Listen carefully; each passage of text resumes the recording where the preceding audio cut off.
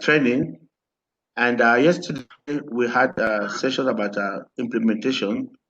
We presented the implementation guidelines for ICGDR, and Morocco and Beatrice shared with us their own experiences, in implementing this guideline and what they have been doing in their various in the institutions of higher learning. So today we want to learn from everyone.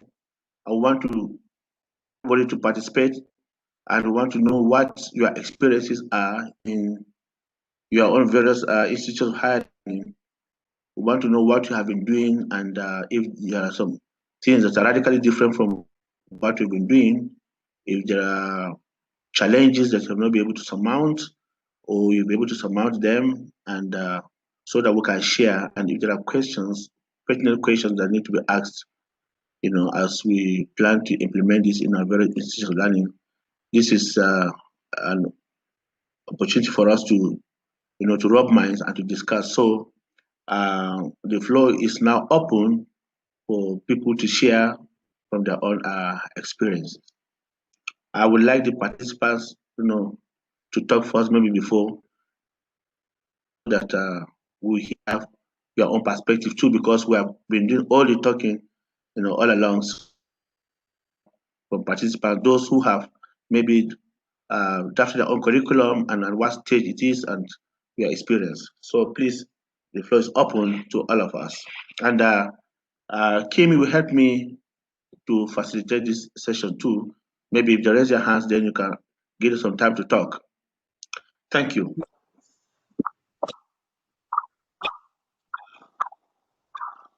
So anybody who has something to say?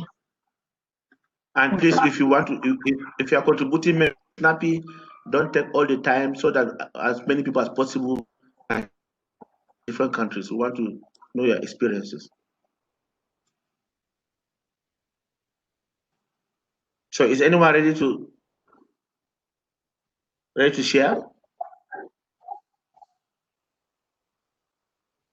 Hello.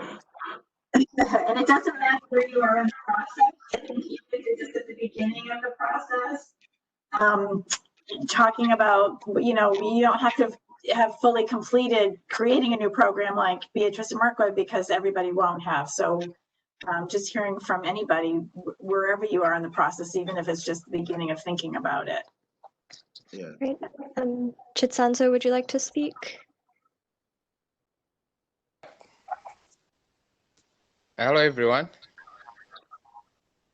Yeah. Okay. What I wanted to share as a experience is that at the moment, I think as a country, we are now trying to recognize that substance use disorders are a problem. But as a college, there's no program yet. Only that during the undergraduate courses, students are taught about the substance use disorders during their mental health placement and theory, as well as during the postgraduate studies. We have MMed students who are specializing in psychiatry. We also have that as a module, but having something so detailed as the UTC, it's not there. But I'm thinking it's a good course to have, because at the moment we can't run away from the issues of substance use disorders, and it's like cross-cutting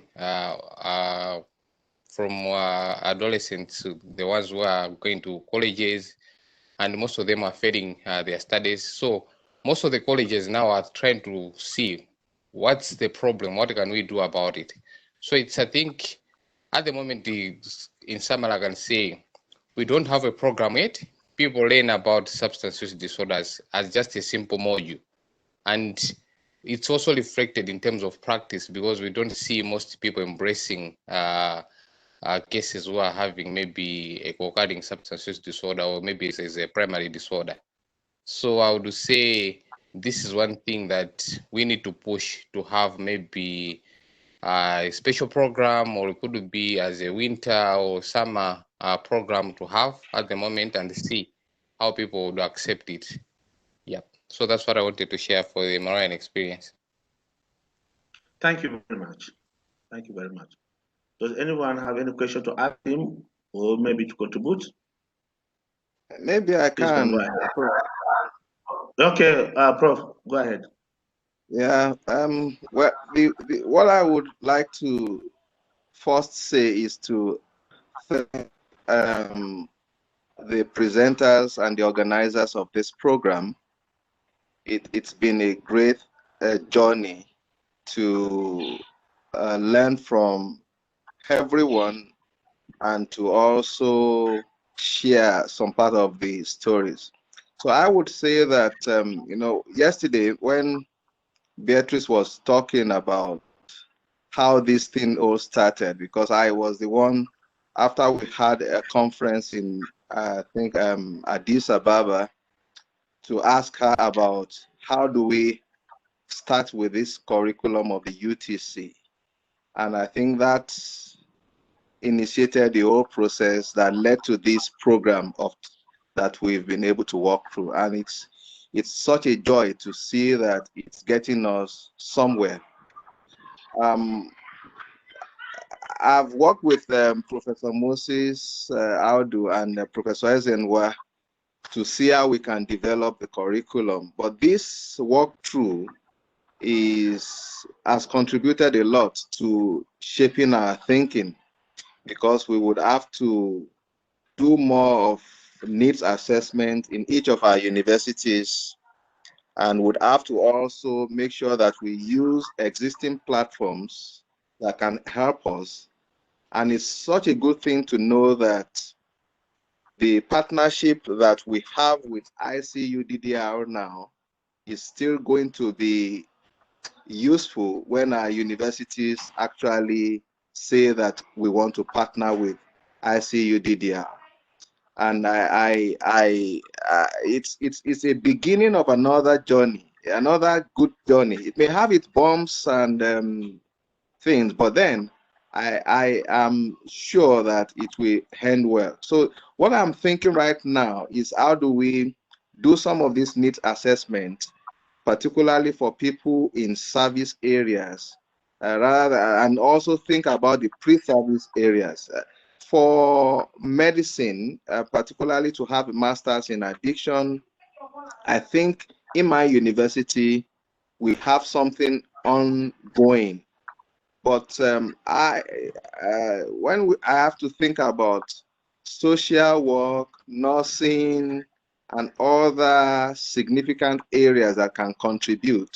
That's the way that, and I think we need to also do more of advocacy to bring people from other related disciplines to ICU DDR. And I would think that ICU DDR is not just for universities. I would think that, I don't know, whether colleges of education and disciplines like social work and nursing can be involved, because this is a multidisciplinary thing. So I don't want to take too much time, but it's been a wonderful experience with Kim, Jessica, Beatrice, Morekwe, my teacher, Professor Audu. It's just been a wonderful thing.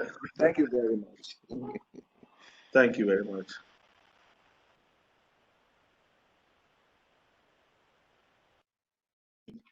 Yes, we have been working together with Professor Bob. He is also an addiction psychiatrist. He has plenty of qualifications, so I'm sure he doesn't really have a difficulty setting up a master's program in his own university.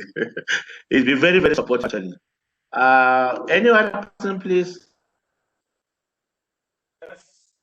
Thank you, Moses. This is Michael. Can I share my experience so far? Hello? Can you hear me? Oh, yes, I think you, Moses' bandwidth might be a little off right now, but if you'd like, you can go ahead and share. Okay, go ahead. Okay. Yeah. For me, also, it's been a very interesting experience, like Bola rightly put it. shortly before our meeting in Addis last time, we already had developed a program in my university. But after that meeting, I got information about subsequent meeting that could hold, and part of which may concentrate on curriculum development. So I spoke with the dean of our faculty, because the department had approved what we, the program we developed, the faculty had approved it. It's to go to, because we developed a postgraduate program, master's degree program in addiction studies. So, but with the information that we may be having some form of training, which of course COVID not allow us. So we felt that it might be important to get some review input before moving the program further to the graduate school, which has the final approval before the Senate. So, but with this training now, of course, COVID not allowed that curriculum development training to take place. Until this training, a lot of improvements will be added or will be made to our curriculum. I will have a meeting with the dean and the head of department of our own head of department of psychology, so that I can share ideas with them on some areas of improvement that may help the program to become more standard. I would also like to share that with other colleagues in the country, Professor Bola, Moses, Martin, the ISOP leader, and all that, so that we have some form of common reference in the country to make labor easy in terms of people who have trained in this area of study. So I think, like the last speaker said, Professor Bola, it's really a good opportunity, and we are grateful for this very immense exposure. I say immense because we became students, and through that we learned a lot. Things that we probably could have ignored, we found them very interesting. And we could also see the vast multiple multidisciplinary nature of the curriculum. Everything we found was important. So I think we shall take it up from there. One other thing that is good to share, it has not been easy because there was no form of support for us who, in terms of developing this program. In fact, almost the whole cost I bore from my purse because of motivation. The department, usually when we hold meetings, the department, you have to provide some entertainment, you have to encourage people who are not interested, who are probably may not be their core areas. You have to find a way to get them interested, and so on and so forth. So, and then students, we have to encourage them to participate and to see whether they can develop interest in the discipline, and so on and so forth. We needed to do a lot of publicity in the university, to hype some of the engagements we had so that we could have a good audience, and so on and so forth. So I think that when we go back, we will continue from where we stopped. But generating interest in the students is also very important, because many of them ask quite, a lot of questions. If we do this, where do we work? And so on and so forth. Why don't we continue with our masters in clinical psychology or developmental or this or that? So I will stop here. If there are some questions, I probably take that for further. Thank you very much, Professor Moses and others.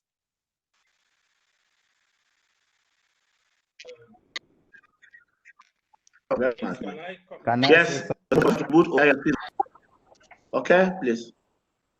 Yeah. Okay, thank you so much, Prof. Yeah. Well, let me say a big thank you to ICU DDRO and Dr. Kim, um, every other person, Beatrice, Oreku, and my very boss, Professor Moses, Professor Bola. These are people I have, yeah, Professor Bola has, of course, he will not recognize me, but during my training as a resident in psychiatry, he gave me some lectures during the updates. So it's been a wonderful opportunity to have been part of this, and it's been a very great learning experience for me. My capacity has been built. I've had the privilege of meeting great people in the field of prevention and treatment of SUD. So I'm happy. My opinion, well, it appears to me now that there is no university in Nigeria that may be or that has implemented the principle or concept of UTC. So what I'm saying is that what will be easier to do in my university of Benin, at the moment may be to find a way incorporate some items of the UTC into the curriculum for our, medical students. I also think that it will not be difficult to find a way to also introduce some elements of the UTC again into the general study courses obtained in my university. Having built capacity to this extent, I think I'm in a better position. Go back to my university, take on the inquiries, and see how some concept of this UTC can be incorporated. I think that will make a good starting point. But the challenge I foresee with regards to bringing UTC into the medical curriculum by way of review is that at the moment it will appear as if, to have a timetable that will accommodate additional courses will be extremely difficult because our medical students, they have holiday, and there's hardly time to bring in so I'm just wondering whether we can make an addition to the curriculum as it exists now, or whether I am going to go back, because I happen to be the one taking the lectures that borders on addiction. Do I need to go back and then see how, for a start, I can use items of the UTC, the knowledge I've gathered here now, to expand the lectures I usually give to my medical students who are on rotation through psychiatry or mental health. But I'm happy that I have met people now like Professor Moses, again, Professor Bola. So I think in the weeks and months to come, I'm going to give me permission to bother them. I'm going to be talking to them. I'm going to be seeking advice from them to see how one can really be practical with regards to how to bring UTC to bear in my very university. But even though we listened to the lectures yesterday, listened to the experiences in Botswana, Kenya, but you know, the thing appears was as if it was extremely theoretical. Even after the lecture, it's still a puzzle for me at the moment. Where are we going to get the time in the University of Benin, the School of Medicine, to bring in UTC for our medical students? Where are we going to have the capacity just now, even the manpower, to start even a postgraduate diploma in, in SUD using material from UTC as a reference point? So these are the challenges. These are the issues bothering me. My own department is unique. So I think maybe where I will start from, like it was said yesterday by, I think, Beatrice, is to go back and begin to talk to people in my department. As far as the department is, begin to make presentation and get some other persons to be interested. And then we'll take it from there. So let me round off by thanking everybody again. It's been a wonderful experience. I've enjoyed myself thoroughly. I've benefited immensely. And I thank everyone. Thank you. And congrats to everybody. Okay.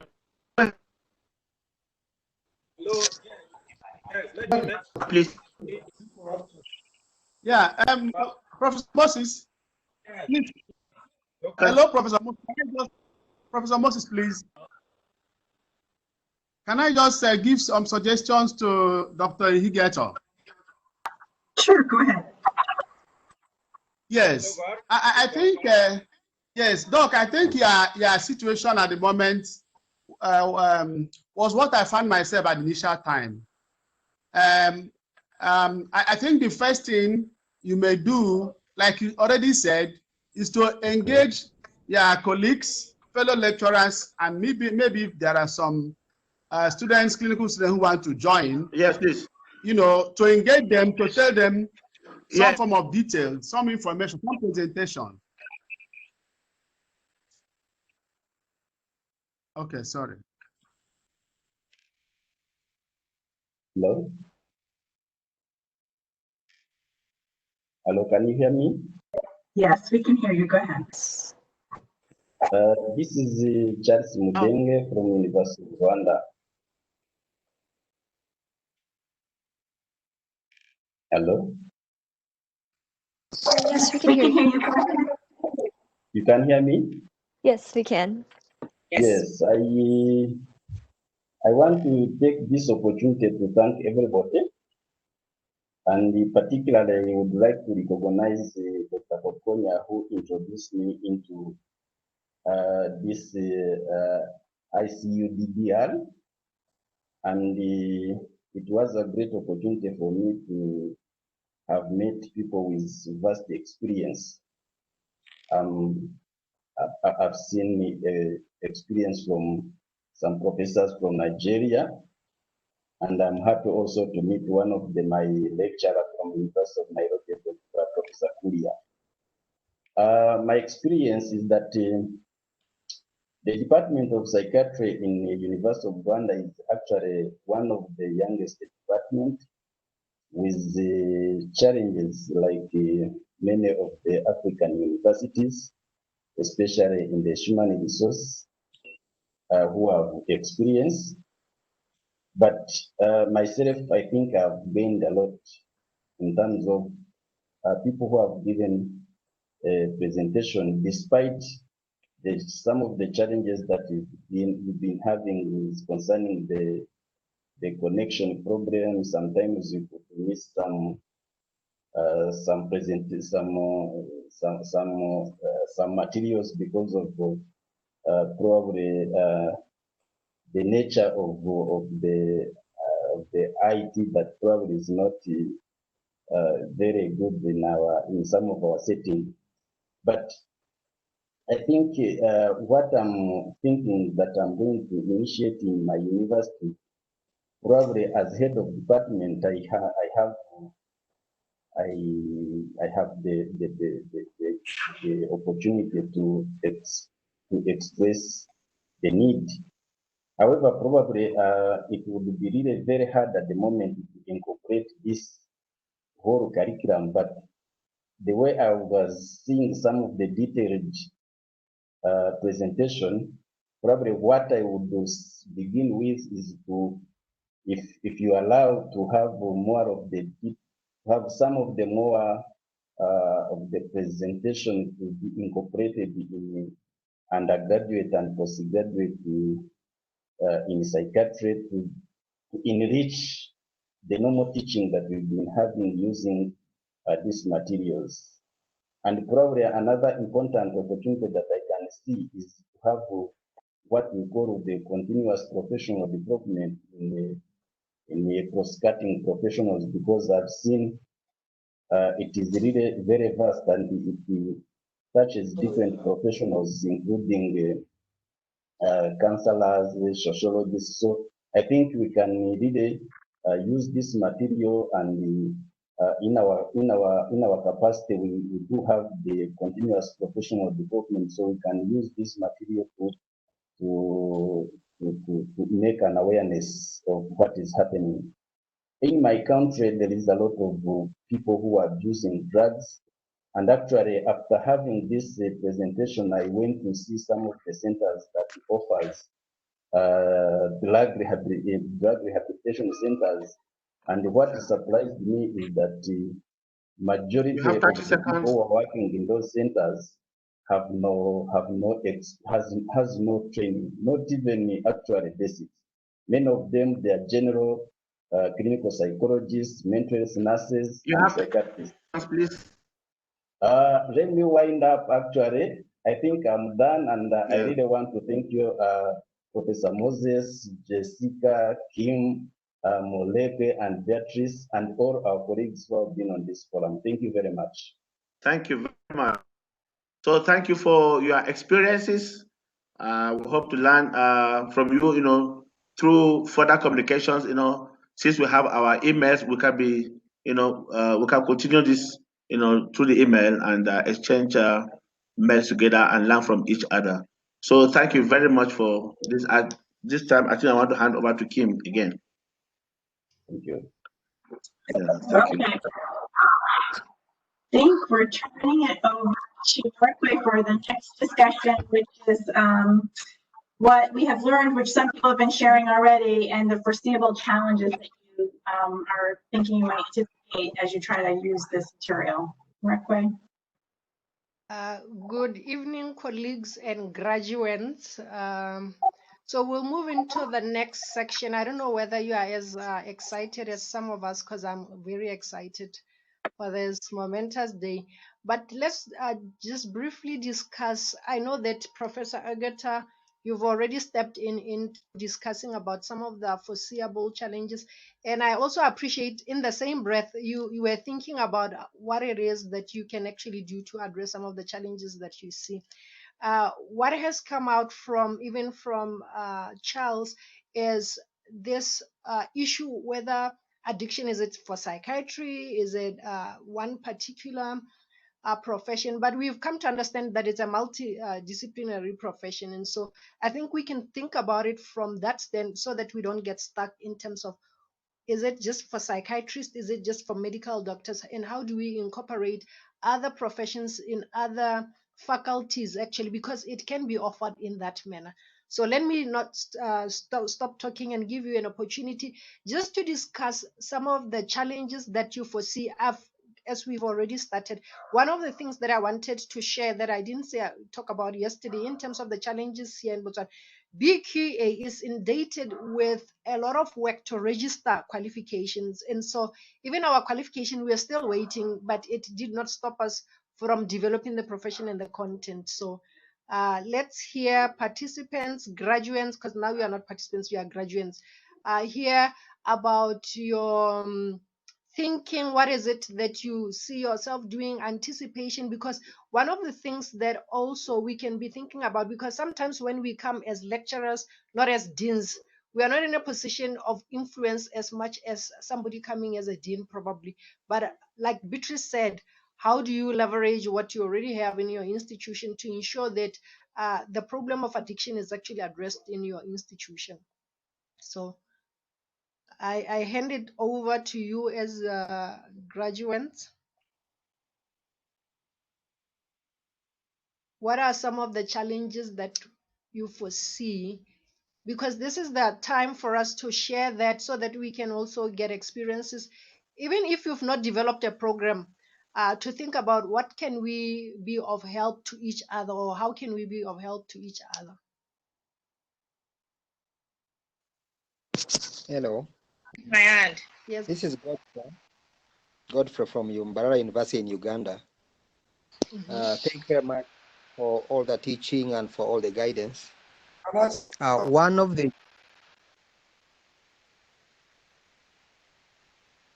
I am still talking. Yes, one of the challenges that I anticipate is what Morekwe has mentioned about qualification. People would like to know what the qualification, maybe to ask for a promotion or to get a new job. And being different people from different professions is likely to be challenging. For example, what do you call the program? You just call it addiction, and then in the university they would want it to be either a certificate in something or a diploma in something or a bachelor's or a master's in something. So they would want to know what they will be called after that, or the kind of qualification they are going to get. But when they are being combined as different groups, it is quite challenging. Then secondly, university education in Uganda is largely private. So people would want to know how much it is, and of course get value for money. So I'm looking at the challenge of cost for the program. But also now I'm one, for example, from my university, and my colleagues are from another university. So if I started it at my university, then who is going to teach it? I wouldn't be able to do it alone. So the issue of human resources becomes a challenge. Thank you. Thank you for Godfrey for sharing. Fortunately, I've had the privilege of teaching UTC actually in Uganda in terms of the workforce that exists in your country. I'm aware that because we went to Bita, like I don't know whether I'm pronouncing it correctly, to provide training for UTC. Sometimes it's also to expand your network within your country to be aware of ISAP, because there's an ISAP chapter in your country where people have been trained in UTC in terms of recruitment. That is just a suggestion. But I also appreciate your concern with regards to you being a private institution. It's something that actually is part of the needs assessment in terms of developing a qualification or a program. So the work really exists or is centered around the needs assessment. Even for you to convince your faculty, you should have done a thorough job to show that there's a need for this program. And the prevalence of addiction or SUD in your country, for us, actually, it worked in that regard. So it's something for us to be thinking, do we do a need assessment that is very thorough? But I'd also appreciate your concerns. They're very legitimate. Any other person? There are a few hands, but Fatima, would you like to speak? Yes, please. Can I say something? Can I go on? Yes, I want to say something. Can I go on, please? Okay. Okay, there's Fatima and there's somebody else. We can give Fatima a minute, and then the other person, I'm not seeing who it is, but you can say you can also go after Fatima if it's okay with you. Okay. Good evening, everyone. Yes. Good evening, our trainers and all participants. Oh, great, everyone. Mine is some kind of appeal. I'm not a medical doctor. I'm not a psychiatrist. Some of us came from the background of social science. We were teachers and we became counselors. And we love what we are doing. We love the job. We love the work of helping people. So when Dr. Igiata was saying, how do we include this in our curriculum? Our students are already over busy. I started wondering. I have seen people having masters in whatever, in medicine, and they still go out and do masters in public health or something, which is a separate course from what they did in school. They will go out and do masters in public health, which is a different thing, you know, maybe an added qualification. So I am thinking that this addiction can be that will now bring some of us that are not medical doctors or psychiatrists or psychologists, you know, because like you said addiction has become a multifaceted disciplinary line. So all of us should be involved. So when you are thinking in the line of our students are busy, how do we put it in? I don't want us to look at it that way. Let us create a separate a separate discipline, a separate course or training for, you know, as long as we are qualified, then we'll be able to at this line. This is a work we love to do. We don't want to be, I don't want us to look at addiction as something that has to do with doctor. If my child has a problem, I am the first doctor before taking the child to the hospital. And the first aid that I've given to my child is a treatment on its own. So I'm a doctor at home before getting to the hospital. So all of us should be looked upon as people who can treat. I may not be able to treat like a psychiatrist, but there are a lot of things that I can do at my level as a counselor. So please, my appeal to Professor Moses, Professor Bola, all the professors in the house, and the ICU DDR, please help us in Nigeria. We are interested in having the qualification in addiction, and we want to be included too. Thank you very much for this opportunity. We want to do better. We want to do more. Thank you. Thank you, Fatima. I want to believe the professors, you heard Fatima loud and clear. Addiction is... Okay, go ahead. Oh. Yes, go ahead. Yes, Go ahead, Moses. we've had you. You know, it depends on what you are doing in your own institution. Okay, can you hear me now? Can you hear me? Yes. Can you hear me? Okay. Yes. Mm. Okay, it depends on what you've been doing. For us in the University of Jazz, we have been addiction treatment services, and all we have been doing is multidisciplinary. We have psychiatrists, we have social workers, we have psychologists, we have rehabilitation science experts, we have even chaplaincy, and so many other things that we'll be working together.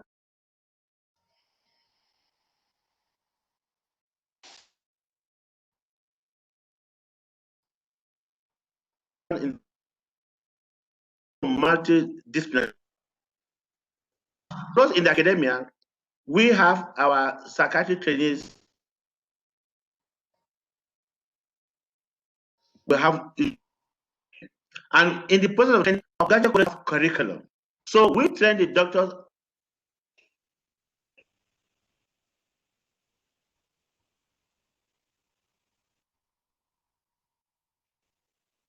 Come here. Program like a postgraduate diploma in addiction and a master's degree also in addiction studies, which everyone can come in. If you are just interested and have the basic qualification, you can come in, whether you're a professional therapist or even a chaplain or whatever. If you want to come, you have the requisite qualification, you can join the program. So, but in the actual practice, it's multidisciplinary. So Fatima, I don't think you need to bother yourself. I don't know what you do, but in our university and in our hospital, everything we do is multidisciplinary. Thank you. Thank you, Moses. Was somebody who wanted to say something when Fatima wanted to comment. Actually, I wanted to add on to what Moses said. I think what is very important is understanding what are the requisite qualification to actually go into such a program, because even if it's housed in the medical sciences, if you have probably the prerequisites for you to get into a postgraduate diploma, it doesn't matter. It should not matter as long as you have the prerequisites as per that institution, because every institution has its own policies in terms of certificate, whether it's certificate in addiction or postgrad. So but I'm glad that actually Moses also responded to that. It's very clear that, which is good, that we all want to expand the field of SUD treatment. I don't know whether Obolo, are you the one who wanted to say something before? Yes, go ahead. You can go ahead.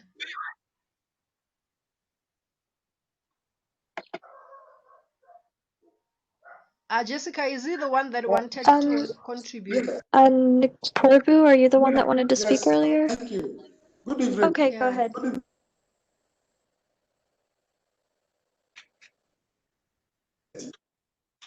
Okay, thank you, Dr. Kennedy.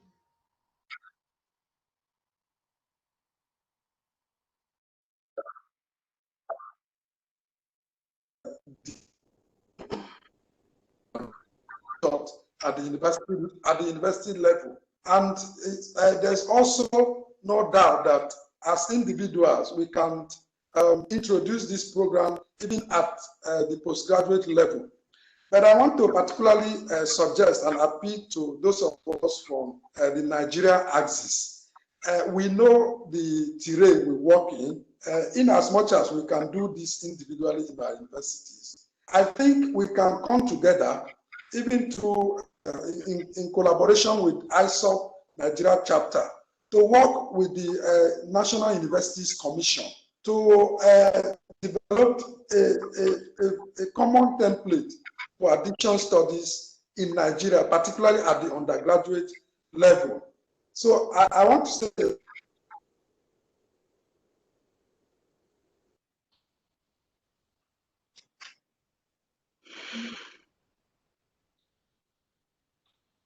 Have we lost him? We've He lost might him. have gone out for a bit due to poor connection. I noticed his video isn't on anymore. Yes. What I wanted to share while he's still coming back is that every university has the prerogative to actually think about how they want to offer the program.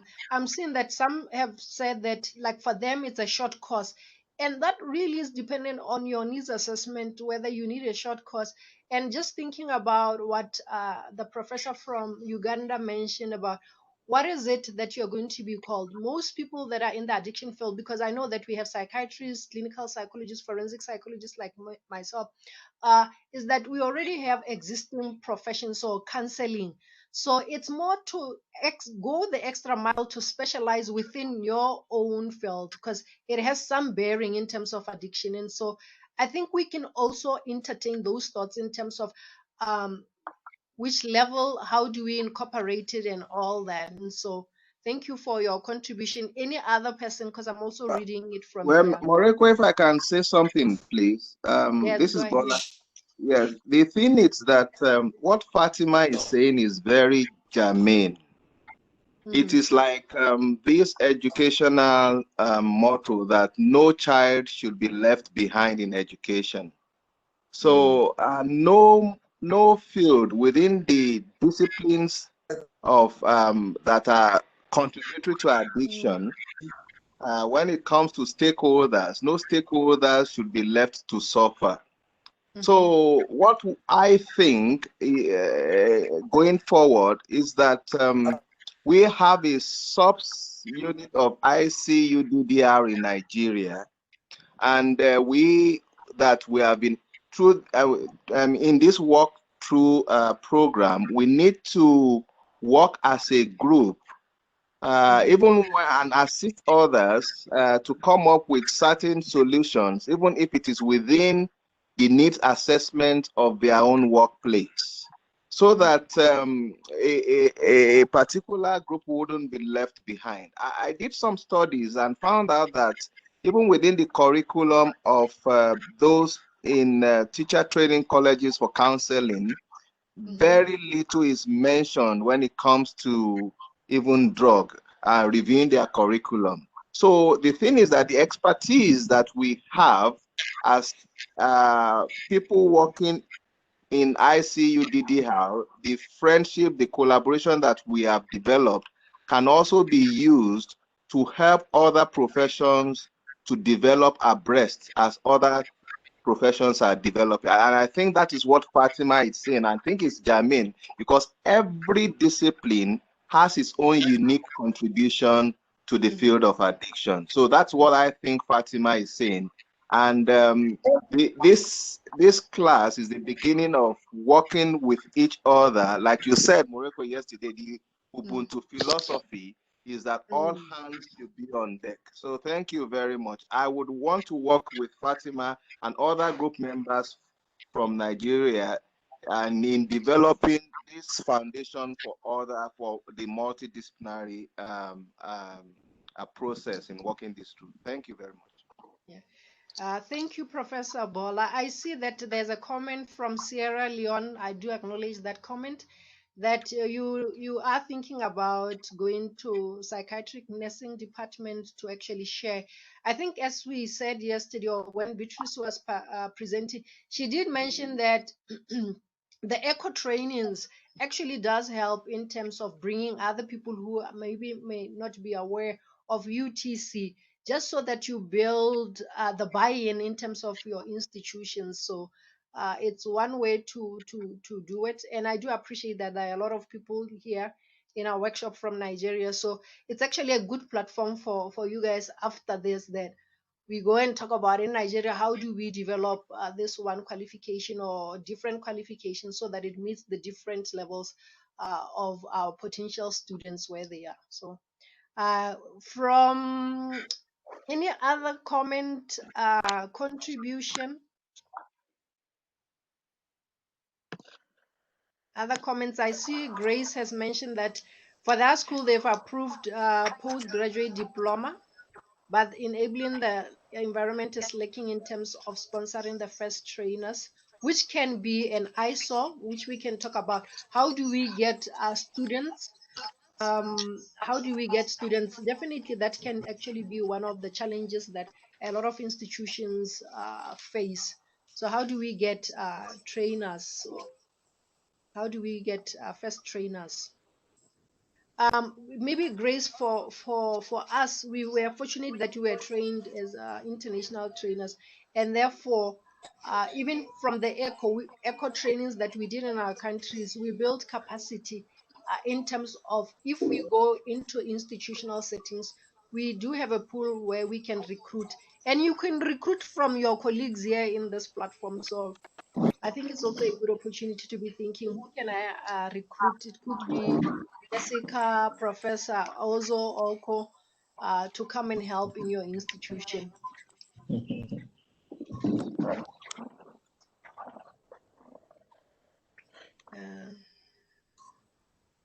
I don't know if we have time for more people to share, but I don't think we've heard from Nika McCallum yet, and I see his hand is raised. Okay, go ahead. Yeah, let them share.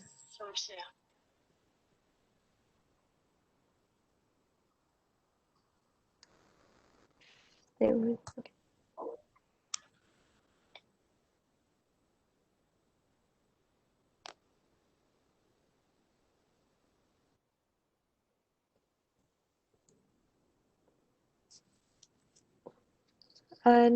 Nika McCallum, are you there? Or maybe not. Dr. Oko's hand is also up if we want to get a contribution. Yes, I want to thank everyone for the program, the organizers and our dear erudite lecturers for their contributions. In fact, my own concern is on attitudinal change. In fact, in my state in Nigeria, 2 schools were shut down for 3 years because of addiction. The students, some of them became drug addicts and began to fight teachers in the school, to the extent that the government could not control it with police or even army. They have to shut down the schools for 3 years. And the counselors often see it as a psychiatric problem. That's the problem we have in my own area. So this program has opened my eyes to understand that actually the counselor has a role to play, very serious role to play before the psychiatrist in the matter. It's a joint effort. So I'm going to work with the counselors under my control. I'm the president, Tertiary Counselor Forum of Nigeria. For us actually to address the issue of cognitive restructuring, stigmatization of the addicts, and to change our attitude so that we can be of more use, both to the state government, to NDLEA, which is very close. I work with them in several ways. And contribute more to change the addiction problem in Nigeria, especially Eastern Nigeria. The issue of curriculum, ISOP is already working on that. I'm very sure of it. Dr. Martins talked about it. They're working on that. And I don't feel it should be the primary purpose of this program, because curriculum development is a long process and the government sponsorship may not come quickly as we want it. But we can go ahead to work with colleagues through conferences, through workshops, to change the attitude and motivate people towards addiction. The more we put our efforts together, I believe we can make more impact, to a point that even the institutions and government may see the need to consider the proposals for that curriculum revision in that respect. Thank you very much. Thank you for that wonderful informative contribution. And it's highly appreciated in that it's very clear that your contribution is, let's also sensitize people about addiction so that they see that there's a need actually for a qualification. And it's very clear that we are saying, as different people from different professions, I know we did discuss that in some of our curricula that we just finished, that it's a multidisciplinary field. It doesn't belong to any one field. It's a multidisciplinary. We can see case management, you could see counseling theories. So it's clearly a multidisciplinary field, as we discussed from the beginning of our training. So, and what is also coming out from our discussions here is that we can collaborate. Let's not have this, my program, it's my institute. You can collaborate actually. Have a program that is taught by people from different institutions if it allows, as per the policies of the institute. And one of the things that actually acts as a fertilizer is to bring people that are obviously trainers that are not necessarily in the academic setting, who can come in and provide some of the experiences in terms of your teaching. So any other graduates from different regions of Africa, because my understanding is that we have about 13 countries represented here or thereabout. I see that Samuel has something to contribute. Okay, yes, go ahead, Samuel. Okay, good evening all. Congratulations to the graduates, but special appreciation to all the trainers and Kim and everyone. Okay, I just want to lend my voice. I have said it already. I like the emphasis that Morocco has said about the multidisciplinary approach to the implementation. It's very important for us to understand the fact that one person cannot do it alone. As a clinical psychologist, this training has actually opened my eye, continuation, to understand that my field is insufficient alone to take care of it. And therefore, we need to actually look at it from the multidisciplinary approach in our institutions if we want these programs to hold.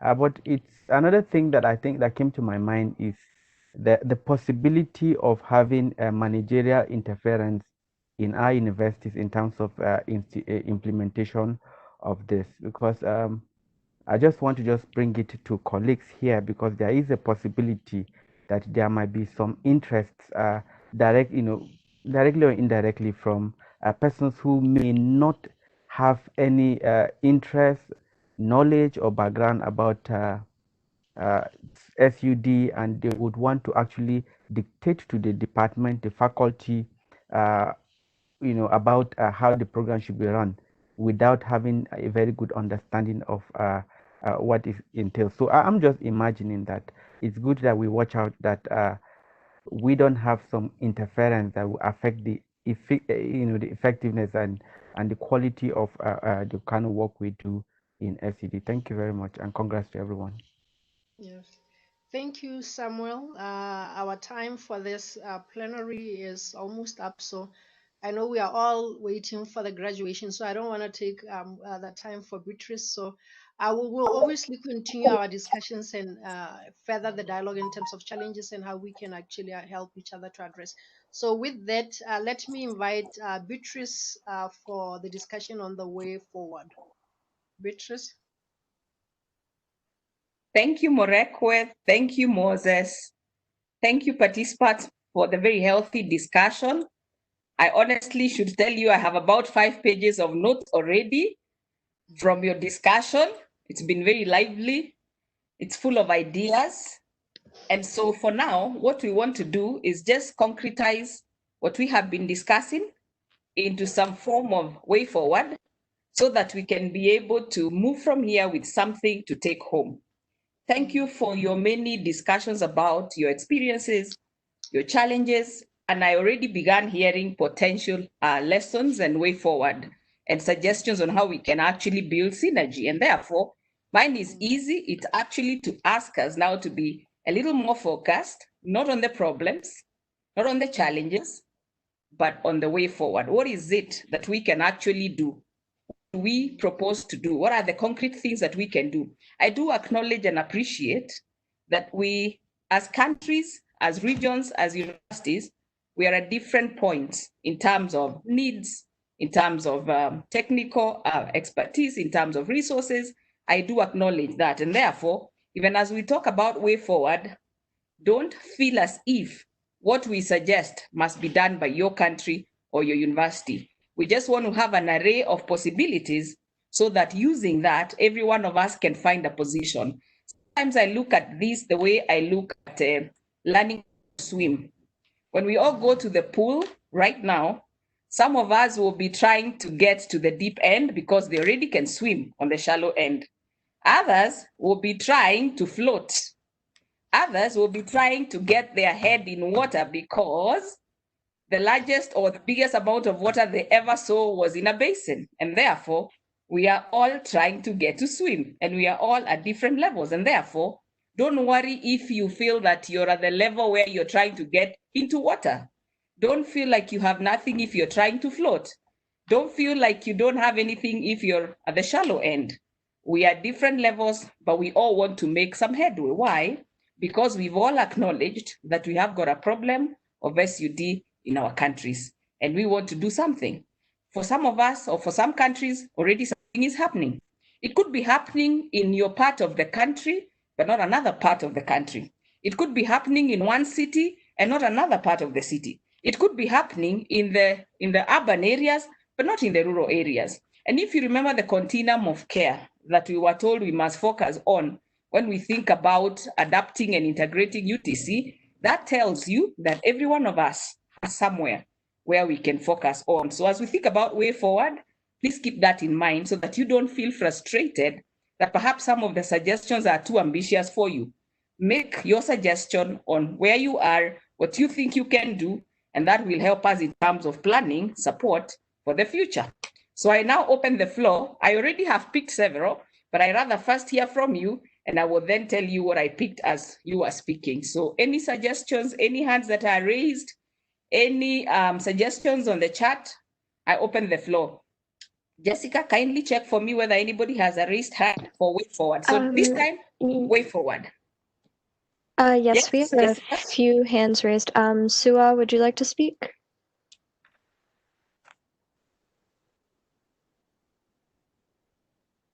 Thank you for the this opportunity? Yes, I can hear you, you. Suwa. Yeah, thank you so much for this opportunity. Speak a little louder into your mic so we hear you better. Thank you. Thank you so much. I really appreciate all the teaching and the suggestions that have been made so far. I'm from University of Jos. I think the most important. Suwa, I want you to get a bit closer to your mic. Yes, get a little closer to your mic. Yes, yes, like that. Advocacy. To buy in, because it is a multidisciplinary profession. We can't do it alone. No one profession can do it alone. Mm-hmm. But it's not just bringing people on board, but people who have at least basic knowledge of what substance use disorder is all about. And I just want to encourage my colleagues, because it's like we have forgotten about other settings of training. We are now concentrating on comprehensive academic program only, but there are other settings that this can be delivered. It's not only through the university system that you'll be able to train people. There are settings like specialized training and education activities, summer or winter schools specializing in addiction, or lifelong education training and education activities. So let's not just narrow our training settings to university academic problem only. Let's look at other settings too that I mentioned when we, you know, what we did yesterday. That is my contribution. Thank you very much, Suwa. Your point is well taken. I have picked two points that we need to do advocacy for purposes of buy-in because of the multidisciplinary nature of the discipline. Secondly, that we need to think about the variety of settings so that we are not only thinking about universities.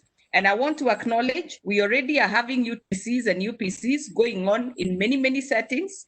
So perhaps the reason we talk about universities is because ICUDDR is about universities, but at the same time, even in the universities, I think there are variety of processes that we can use to be able to offer these courses. I will probably highlight some of the ones I picked from your discussion earlier. I did hear some of you say that you can actually develop standalone postgraduate programs, whether it is postgraduate certificate, postgraduate diploma, or even master's programs. I think that was one way that I picked. The second one is that we could actually infuse this content into existing programs, whether at a bachelor's level or a master's level. Thirdly, I did hear that we could actually offer short courses, and I do know universities are also authorized to offer summer courses or short courses. And so that's also another possibility. I also know that the universities are allowed and authorized in most countries to offer continuing education programs in form of short courses. So I think the point you have advanced is very important, and it does apply to universities, that we can apply all the variety, including infusing into general education requirements. I also picked that. So thank you very much for that. Jessica, any other contribution? Yes, I believe Godfrey had his hand raised a moment ago. Would you like to contribute? Yes, Godfrey, please go ahead. Thank you much. I think those are some of the points I had put up earlier in the chat. We could start from where we are. Like in my university, we had initially wanted to do a short course in addiction counseling, but of course we hadn't written the curriculum, and I think we are still lacking capacity. So we could be able to use some of this information to put it up as a short course. but also to be able to improve our curriculum for the Masters of Medicine in Psychiatry, which is actually currently under review, so we can be able to incorporate some of that information. Thank you. Thank you very much, Godfrey. And I must let you know that when I first began attending UTC, and before we could even develop a graduate diploma, we were doing our review of Masters in Counseling Psychology. And I actually started infusing some of the content from UTC into the Masters in Counseling Psychology. One of the things I remember I had to infuse very quickly was the case management.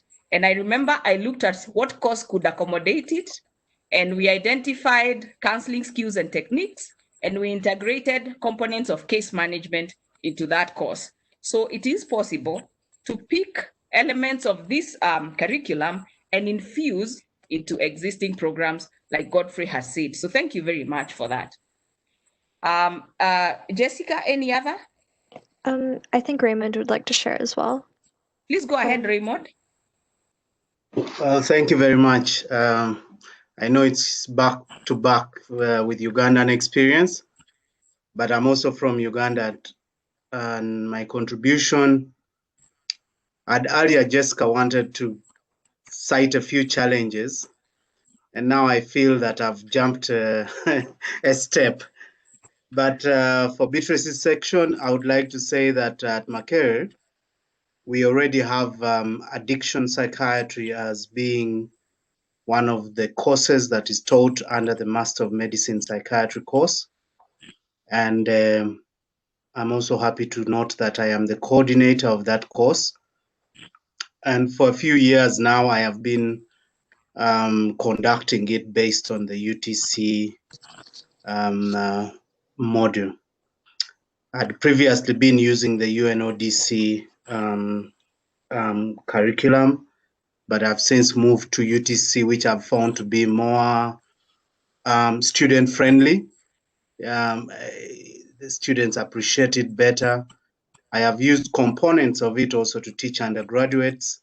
I now get a whole week of addiction studies for undergraduates, talk about baby steps. But that 1 week is like 1/5 of their stay in psychiatry. So I'm proud of that achievement. As a part of a way forward, I would like to more formally write this up. I particularly enjoyed yesterday's discussions. Even though I'm conducting this addiction psychiatry course, I don't have it as a curriculum. I'm using the Master of Medicine Psychiatry curriculum, which says one of the courses you should do should be addiction psychiatry. So based on yesterday's discussions, I would like to, together with my colleagues from Uganda who are here, sit down and we develop an actual curriculum. Whether it will get implemented immediately or not will be another matter, but we have to come up with the vision and the mission. And, you know, I really enjoyed that part of the discussion. And for me, that's my baby step going forward. Thank you.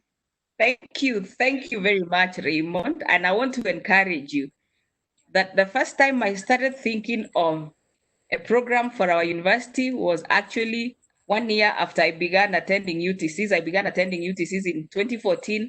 I began doing echo training in 2014. I began thinking about, or we began thinking about the course in 2015. And like I said, we began the course finally in 2019. So that should tell you it can be long, but we were doing something all along. So it's a long journey, but a long journey begins with the first step. So even if you're just gonna go and begin thinking about the vision, even if you're going to go and begin doing a needs assessment, even if you're going to go and begin doing advocacy, even if you're going to go and begin doing echo training, that is a step in the direction that we want to take our countries. So thank you, Raymond. Jessica, any other comment? Yes, we also have Nico Makalam. Yes, Nico Makalam, please go ahead.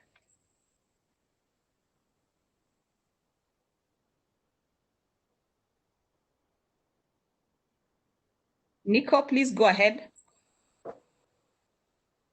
In case you have a problem with your audio, please type in the chat your contribution, and then Jessica, you can pick someone else. Sure. Dr. Oko's hand is raised as well. Dr. Oko, please go ahead. Or Dr. Oko, please unmute yourself. Dr. Oko, please unmute yourself. Okay. I want to talk about the spiritual dimension as well. I'm a counseling psychologist. And usually when we have this issue of addiction, I counsel them in the counseling center as a staff at the State Polytechnic in Nigeria. And thereafter, you see, it's at a referral point because of this issue of psychiatry and psychology, knowing where to draw a line. Usually refer them to the spiritual prayer group, which serves as a reinforcement sometimes to bring about of attitudinal change, changing of association, and the rest of them. But that is not for everybody because of our own support as chaplains in the school, as a reverend minister. So this course has opened my eyes in a sense that in as much as the prayer warriors are helping, they need training as well in this issue of addiction. They need to understand better how they can help. They've been helping, praying for them, talking to them from the scriptures. But this workshop on this can as well make them a better instruments in the hand of helping the addicts to become better students instead of being expelled from school for one crime or the other, which is usually the case. Thank you very much. Thank you very much, Dr. Azu Oko. And I want to articulate what you have brought out, and I picked it earlier as well. The issues of SUD are actually multi-sectoral. I picked the religious fraternity, I picked schools, I picked hospitals, I picked journalists, I picked prisoners, I picked workplaces, I picked families and schools. And what that means is, if we want to start doing needs assessment, if we want to start doing sensitization, then we must cut across sectors. We must go to schools, we hospitals, we must go to workplaces, we must go to media, we must go to the criminal justice, we have got to go to other institutions, and we must go to the religious institutions. I should share with you this, that as ISAP Kenya, we have recently partnered with religious organizations, one of the leading religious organizations in Kenya, and we are actually implementing UTC through the religious bodies. And therefore, like I said, wherever it is you are, please begin there. Acknowledge that this is a multi-sectoral, multidisciplinary issue, and do your sensitization across disciplines, across sectors, do your advocacy across disciplines, across sectors, so that you're buying in as many people as possible. I always think this way. One of the reasons we have lots of problems with SUD in our countries is because we have been using some of the methods that worked and others did not work. I want to acknowledge what Dr. Azu said and remind you of one of the principles of recovery, that it is actually, there are many pathways to recovery. So there are those that will recover through that model that Azu has mentioned.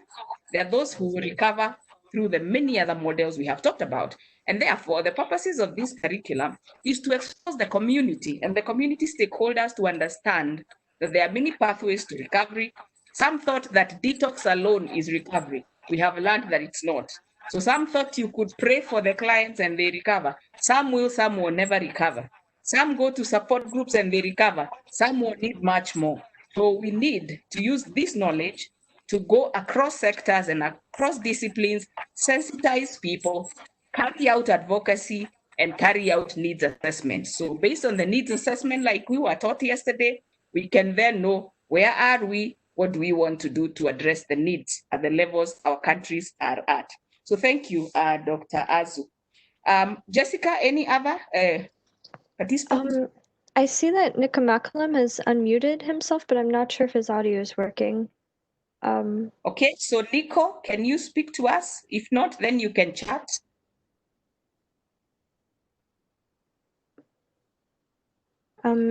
If not, Sua's hand is also raised. Sue? Sua, yes. Okay, Sua, please go ahead.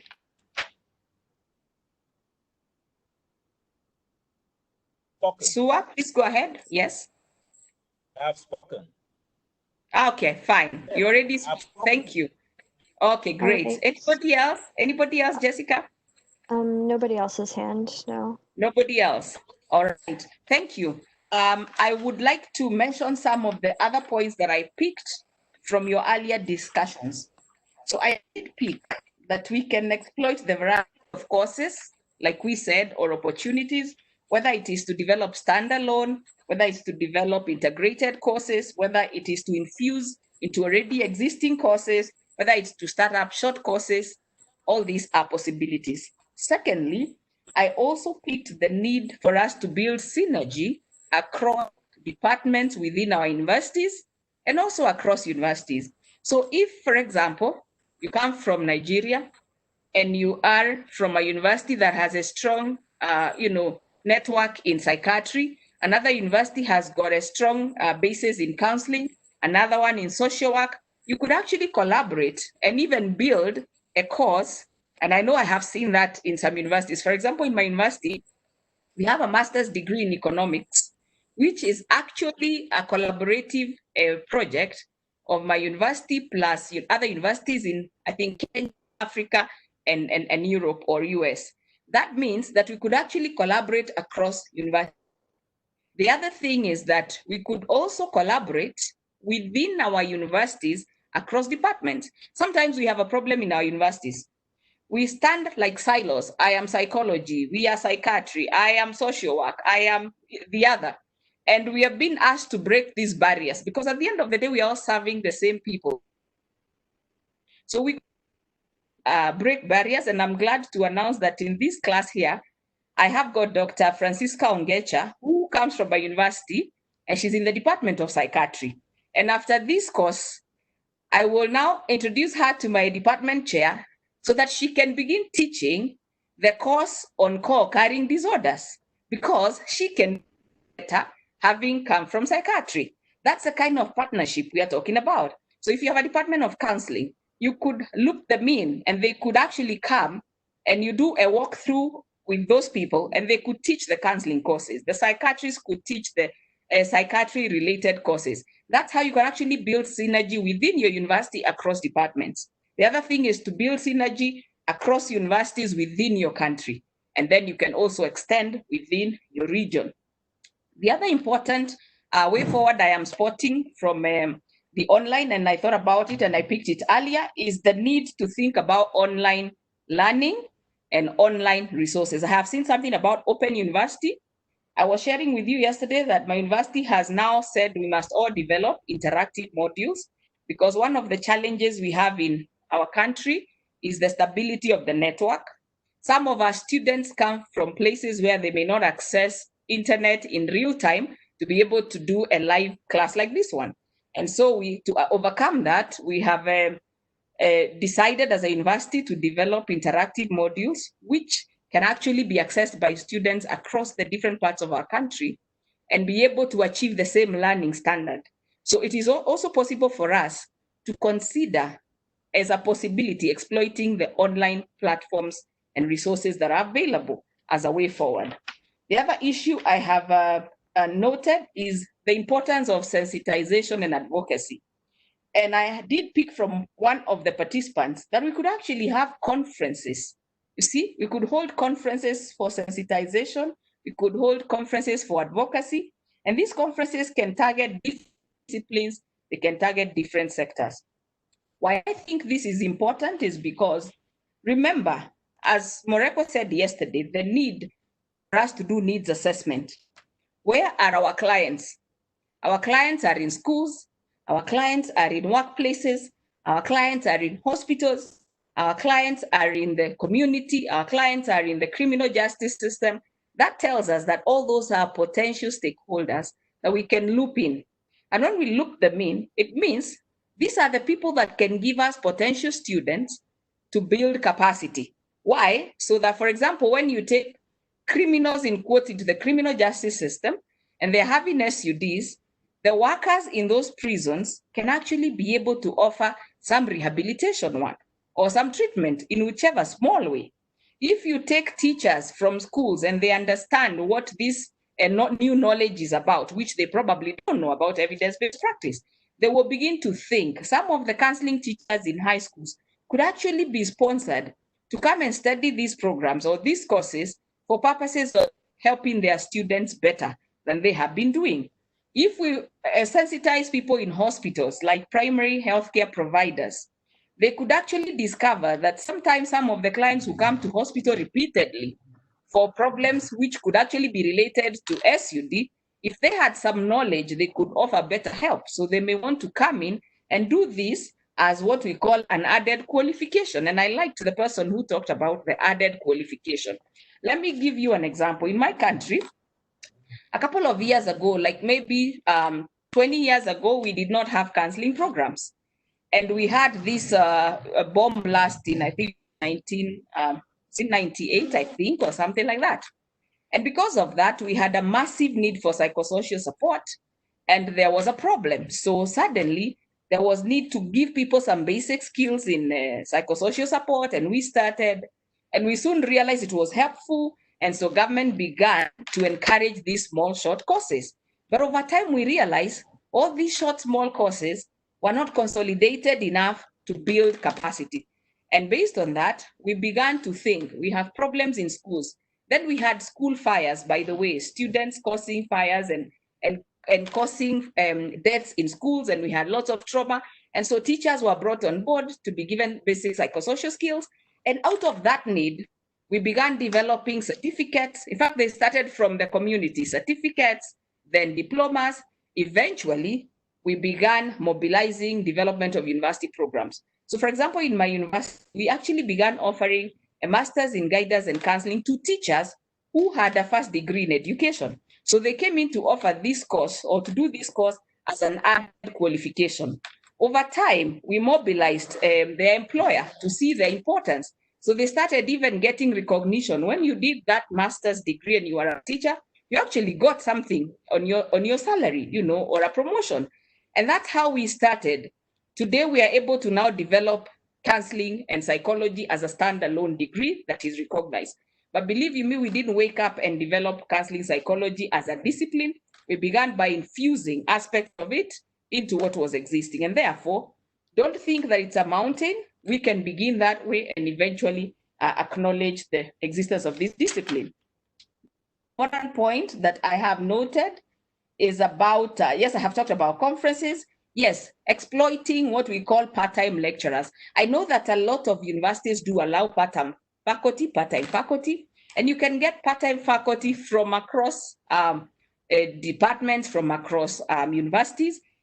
Even, and I'm happy Dr. Kokonya is here. The first time I met Dr. Kokonya, who's a participant in this class, I was a head of department of psychology. My students had gone for internship at a hospital where he worked, and he did a wonderful job with them. So when I went for supervision to the site, I met him, and I actually engaged him and requested him to come and offer part-time teaching in my department and teach courses related to psychopathology. And that was the first time that I interacted with Dr. Kokonya. And as a result of that, our students benefited, my university benefited from his expertise, but he was a practitioner in the field. So as universities who are challenged with capacity, that's the other thing we can do. We can exploit the part-time faculty resource that we have as universities and think of some of the, resource that we have in this platform and other platforms to be able to improve our capacity. I have also picked the importance of going to the ISAP network. The ISAP network and the ISAP, global ISAP, and if you have regional ISAP in your countries, you can actually get a lot of resources. You can get to know some of the people that have done UTCs in your own countries and be able to see whether they have the requisite, the basic requisite training that your university requires.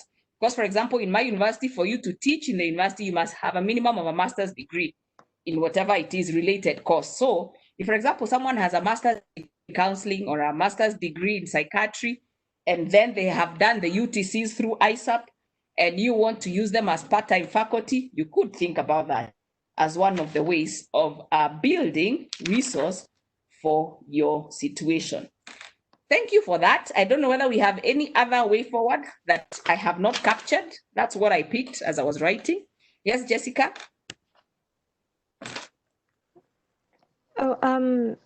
I don't think anyone else has their hands raised right now, so I think we've covered Thank it. you for that.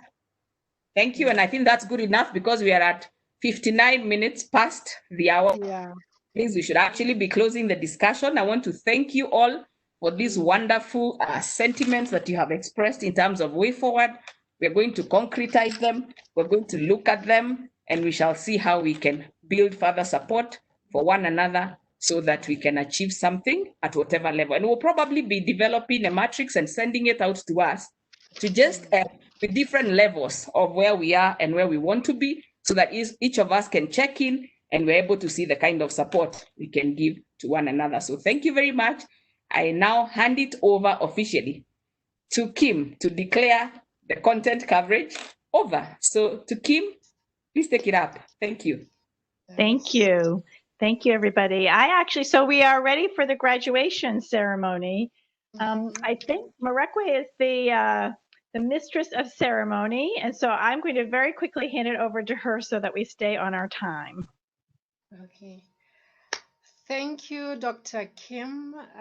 Thank you, graduates, for such an elaborate discussion. Now we are moving to, I guess, one of the most exciting moments that most of us, if not all of us, have been waiting for.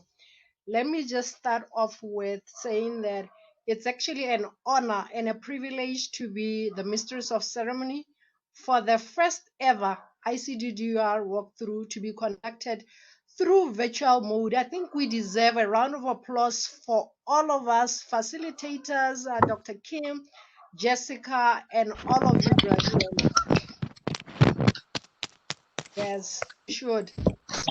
I believe this marks a momentous occasion for ICDDR, particularly ICDDR Africa.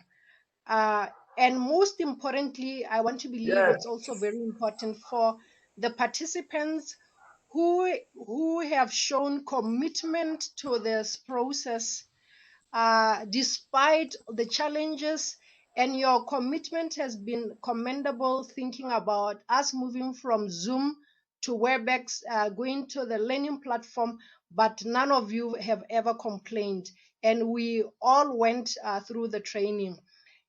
One of the things that we recognize at the beginning of the training, we had mentioned that one of the goals for UTC training is actually to expand the workforce in terms of treatment of SUD. And I want to believe through this training, we have been able to achieve that, because all of us are engaged in terms of how are we going to further that expansion of workforce in the UTC field. I want to just pause for a minute here to recognize our distinguished guests. Kim, I want to believe they're already here. Are they here? Yes, I see Brian, Mikal, and I haven't seen Jane's name pop up yet, but the others are here. Yes. Let me recognize our distinguished guests. Brian Morales, who's the chief guest from the branch chief, Counter Narcotics Office of Global Programs and Policy from INL Beru, U.S. Department of State. I'm not quite sure whether Bill McLean is also in our presence, but he has been invited. If he is, let me also recognize him. He's a senior advisor to INL, U.S. State Department.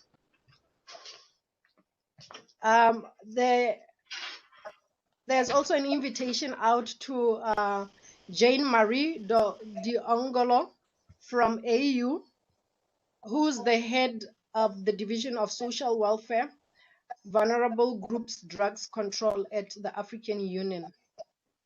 In our presence, we should also have Mikhail Mivoski, who's the president of ICDDR, if I said that properly. And of course, I also want to recognize Kim. I know we've been with Kim Johnson, who's the executive director of ICDDR. I'm not forgetting our observer, George Moremi, who's the training coordinator of the African region. George, you've been insightful. You've been supportive throughout the process. He is from Colombo Plan. With that, I want to say, let me welcome all of us to this very exciting graduation, the first graduation ever by ICDDR Africa that has been done using virtual mode. So you are all welcome to your graduation ceremony. We are going to begin our program with the participant representative, Ms. Fatima Abiola, who will be given exactly 2 minutes so that we are able to go through the graduation because our time is constrained. So Fatima, let me give you the opportunity just to give us your feedback in terms of you being a participant. Thank you very much. Good evening, graduates, my fellow graduates. Good evening, our facilitators, our trainers. Good evening, ICU DDR. Good evening, all the supporters of this program. Well, being part of UTC is a very great experience for most of us. In fact, if not for COVID-19, I've never done any virtual training before. And joining the UTC is a very, very good thing for me. I've really gained, and I'm sure most of us have gained from this training. This training is an eye-opener. It has moved us forward. It has made us learn new experience as far as universal treatment curriculum is concerned. So I want to use this opportunity to appreciate all of us graduates for our resilience, our steadfastness in participating in this program. And I want to appreciate all our trainers, starting from Professor Moses, Dr. Beatrice, Dr. Morekwe, Dr. Kim of the ICU DDR, Jessica, and all the supporters of this program. We, the graduates, are very happy with this. We want you to invite us next time for virtual training. We are ready to go with you. We love what we are doing, and we love you because you have made us to experience this wonderful experience. Thank you very much, everybody. We are very grateful. Yes. Thank you, Fatima. Thank you. I appreciate that you stayed within the 2 minutes. We do appreciate your contribution. I know you represent all of the graduates. Let me not waste any further time by calling on Professor Moses to actually give his presentation on trainer experience and as a representative to the facilitators. Prof. Moses. Professor Moses.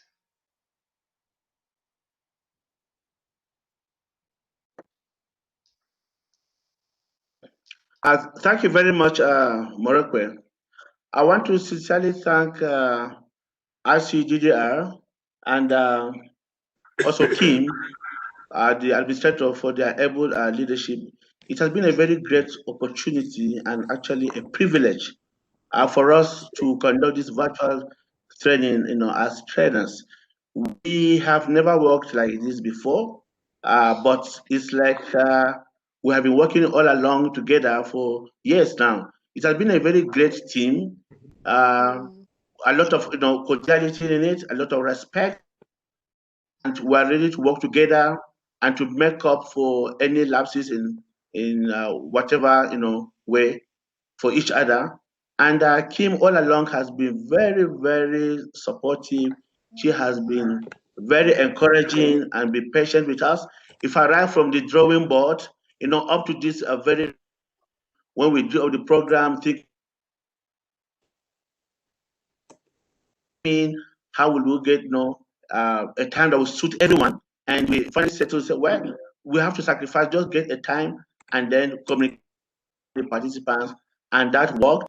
And just helpful, when Kim took some leave. And Morekwe, Beatrice has shown a lot of creativity, a lot of great leadership qualities, and she's been very creative, in carrying us along in this training. And honestly, it has been a wonderful experience for me, to work with this great team. And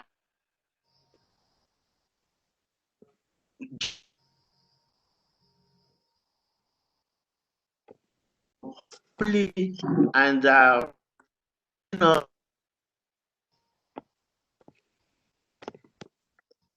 by his words, and also writing,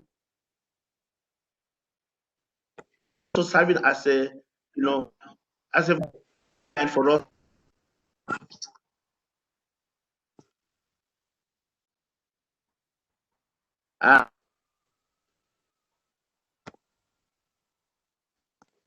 Counter was this network,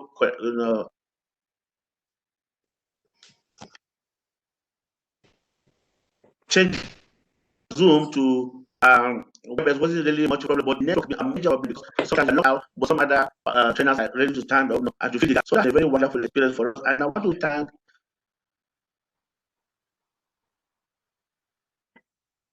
there's here who have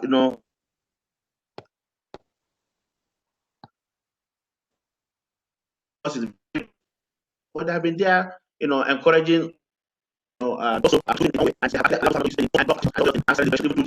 management system that I was able for us. So I thank all the I believe it's a collaboration that will carry it further and will be able to interact even after here to see how we help each other to implement these programs in our various universities. Thank you very much, and I want to say it has been a great privilege for me, and I only hope that we have been able to meet the expectation of ICDDR. Thank you. Thank you, Professor Moses, for representing us that well. With that being said, let me invite George Moremi from Colombo Plan to give his reflection as an observer. He has already been mentioned before, but I know that he is in a position to actually give his remarks. George?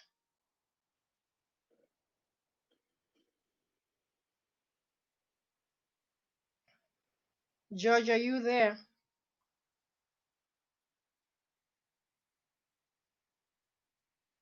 Jessica, is George with us today?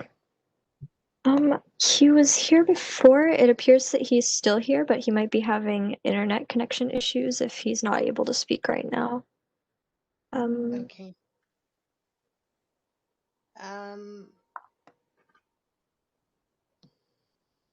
I didn't want George to speak after the ICDDR, but in the interest of time, I'm gonna ask. It looks like George is here. Yes, George, if you could just raise your hand, say maybe chat, so that we know that you are here to give your remarks. Oh, it looks like he's trying to speak. We're just not able to hear him. He's not muted though.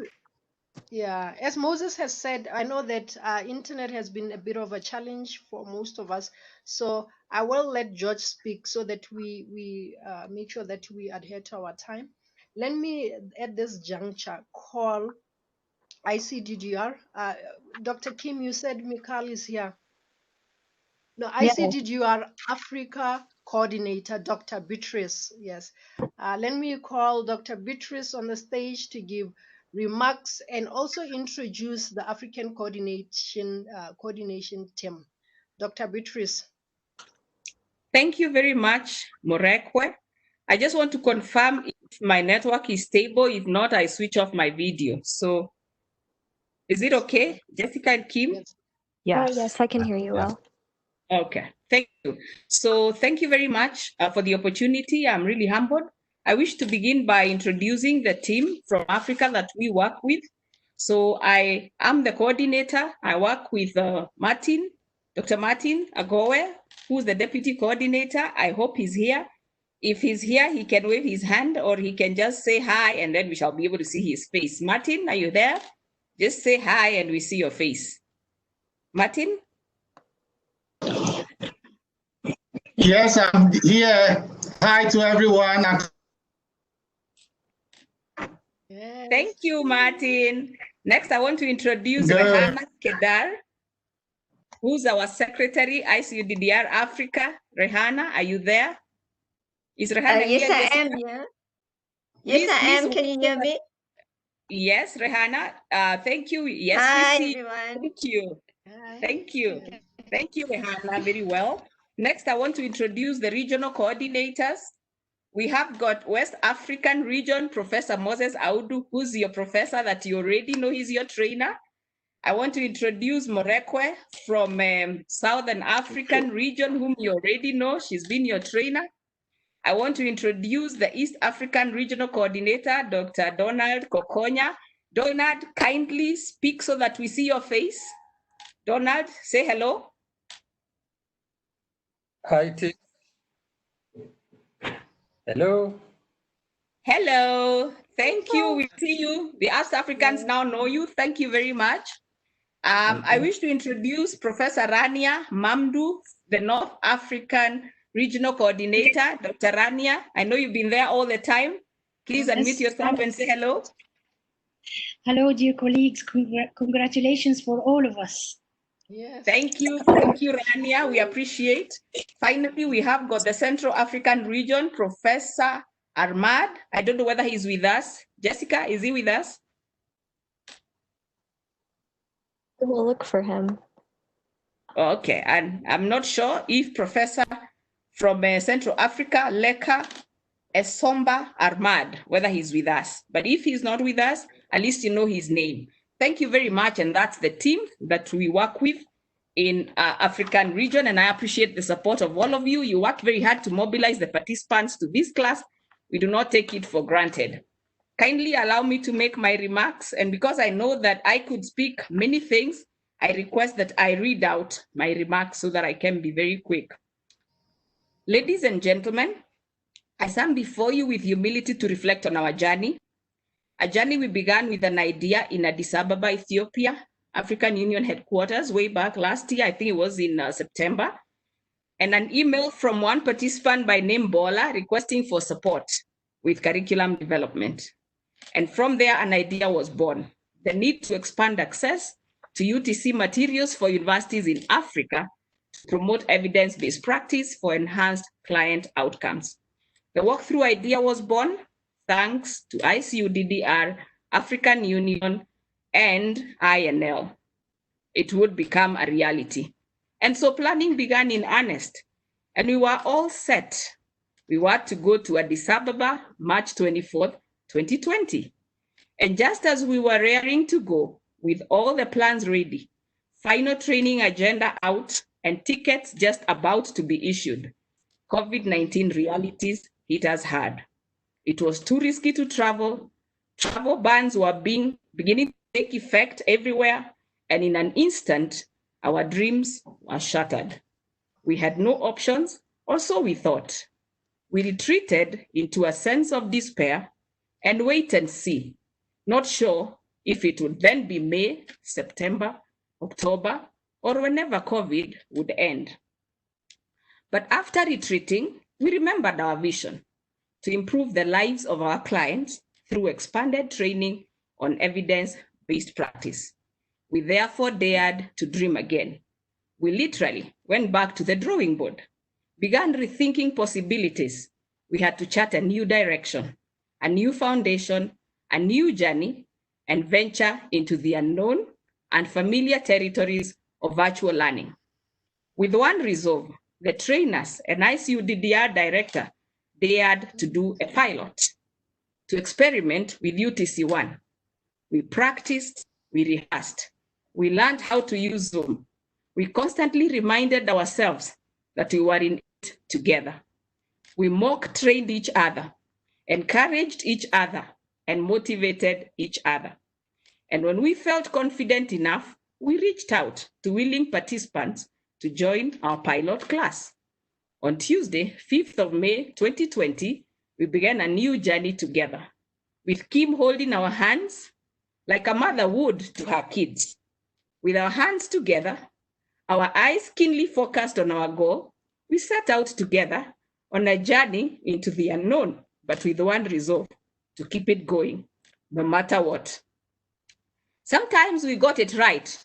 Sometimes we missed it. Sometimes we got kicked out. Sometimes we had to challenge what we had mastered. Sometimes we had to unlearn and relearn from Zoom, to WebEx, from email to LMS, we soared to greater heights. Through it all, we have learned important life lessons to be flexible, adaptable, and resilient. It is these three great qualities that I urge you to adopt as you delve into the unknown world of adapting UTC into university programs. INL, thank you for having a great vision for the world to transform the globe with better impact of evidence-based practice. Thank you, ICUDDR, African Union, and INL for believing in our dream as African universities. Thank you, Kim, for lending us a helping hand and ensuring that we were never alone, always available for consultation, always responding ever so promptly to our needs, always reassuring us whenever we needed support. Just knowing that you would always be there whenever we needed you gave us the courage to forge ahead. Thank you, Kerry and Jessica, for being just the siblings we needed so badly. Thank you, trainers, for standing with each other. Through thick and thin, we have built a new bond of friendship and partnership. To our great participants, thank you for trusting us, being our experimental group. Your enthusiasm, punctuality, and active participation was inspiring. It gave us the energy to keep going on. We treasure you. Thank you to our resident client, George, for making it real.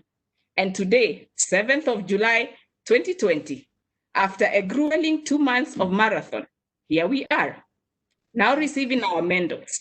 Each of us deserves our crown. I'm glad that we are all here celebrating our success. Many thanks to all who have joined us today to witness our success. May the sky be the limit as we soar even higher in our individual lives as well as our shared partnerships. Long live ICUDDR, long live African Union, long live INL, and long live our newfound partnerships.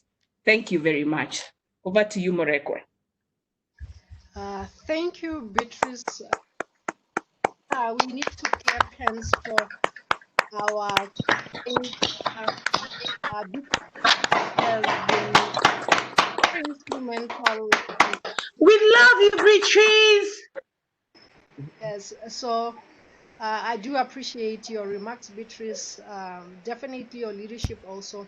And like Beatrice said, Kim has been very instrumental in ensuring that we actually implement what our vision was, even as facilitators. So thank you so much. Let me not waste any time because we don't have the time. Let me call Jane Marie from AU if she's present to give her remarks. Beatrice mentioned that our meeting with in Addis, that's where Dr. Jane Marie was. So Jane Marie, if you are present, this is the opportunity for you to give us your remarks.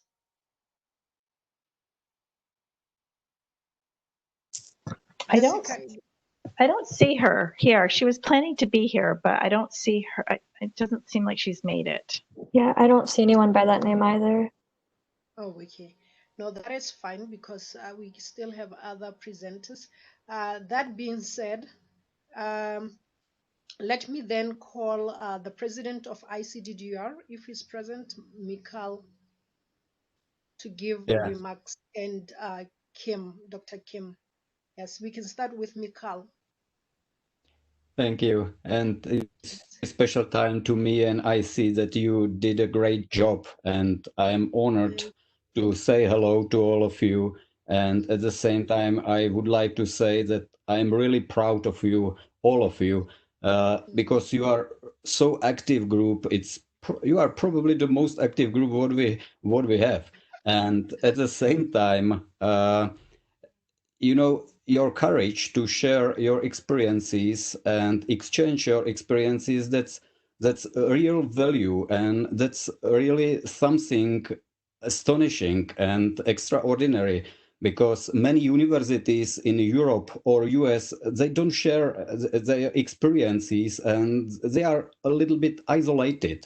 And exactly what you did and what you do is perfect thing and probably the best thing for further development. And it doesn't matter that today you have some troubles with economy and financial support, and you have INL and you have other partners, but for tomorrow, this is the best investment. And at the same time, I think that your partnership and friendship is the most important thing. And I see your group that's a really perfect laboratory and incubator for developing new programs and supporting and improving existing program.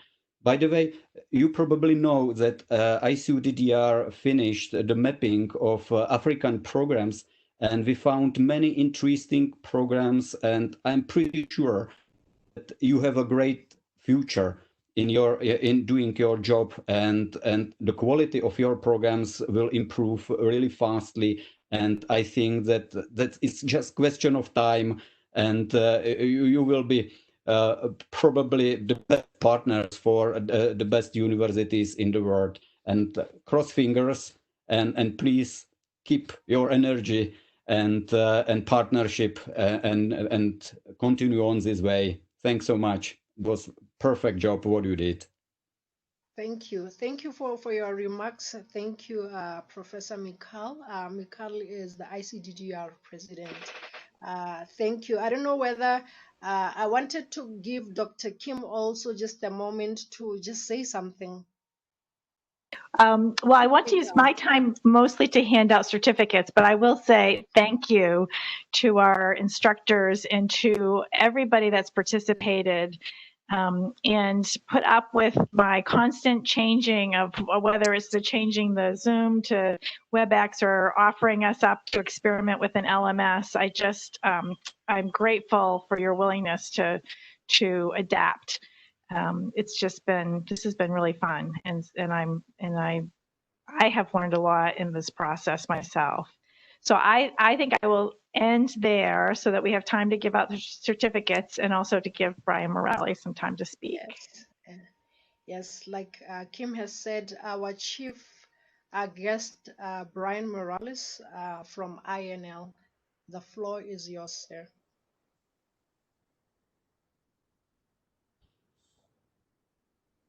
Great. Can you all see me? Yes. Yes, we can see and hear you. Okay, wonderful. Well, thank you so much. I've been quietly listening for the past hours and listening to all the wonderful conversation. I only wish I could have been here for more of the course.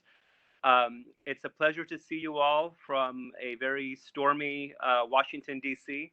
Afternoon on Washington, D.C. This is really an exciting opportunity. I want to first recognize so many familiar faces and names on the call: Marekwe, Moses and Beatrice, wonderful trainers, George, friend from Colombo Plan, Kim and Mikhail, and also Jessica. Jessica actually worked with us a couple years ago in INL with the Public Affairs, Public Diplomacy section, and it's great to see you active in the ICU DDR world and continuing to do so. Friends, of course, these are very difficult times, and I would have only hoped that I could have been there in person to meet and see all of you there. But these difficult times are also quite challenging for people with substance use disorders, as you know, and their families and professionals in the field. And so your work here is more important than ever. And part of that is training the existing workforce and building the next generation. We talked a lot about the formal academic programs, but I also heard that there are other settings and there are other ways to reach that global drug demand reduction workforce, including those that are currently in the field that need support, that need education, and further strengthening of their skills. So I was very heartened to hear the different ways that you all are considering the adaptation and implementation of the materials. INL, many of you may know, but others may not. We work with principally 6 partners in the Africa region. Of course, we work with ICU-DDR, and there's another international civil society organization, ISUP, that you are mostly all familiar with. But we also support and fund another organization on prevention called CADCA, Community Anti-Drug Coalitions of America, and they build prevention networks throughout communities in the Africa region as well as other parts of the world. And then we also fund and support 3 international organizations, the Colombo Plan, which is represented here today, as well as the African Union and the UN Office on Drugs and Crime, or UNODC. In my travels throughout Africa, I've seen that there is a universality around the issue of drugs and substance use, and that goes beyond the continent to other regions of the world. We see that people are affected by drug use in common ways, the deterioration of families and communities and the individual. And so really that is really the spirit of the universal treatment curriculum. In part, it was to reflect on the universality of the tools and the science that are out there, the response that is out there, and really the need to all come together and sort of celebrate and look at that science more closely. And of course, also, as you've mentioned, the multidisciplinary nature of the field. It is a unique field of study. It is not independent from every other field, but it actually enriches itself by connecting to other fields that are out there and being multidisciplinary. The UTC was created 10 years ago in 2010. And previous to that, we supported other curriculum development, such as the UNODC TreatNet curriculum. I think some mentioned that also in the discussion today, and some others from other regions and WHO and so forth. And we came together to say, instead of updating so many curricula, let's focus on one and bring everything together. And that's how the UTC and all of the other series, UPC and others were formed from there. It is our expectation and goal that we will continue updating this curriculum in the future. And the strength is really, I think, beyond the content itself. It's the continuous review process. We really have a global conversation, a global review system underway with peer review panels from every region of the world to really make sure that it is truly an international curriculum. Of course, then it can be adapted to national realities, but there's a universality again, as I mentioned. So part of my pitch today is that you all not only have access to the materials and incorporate either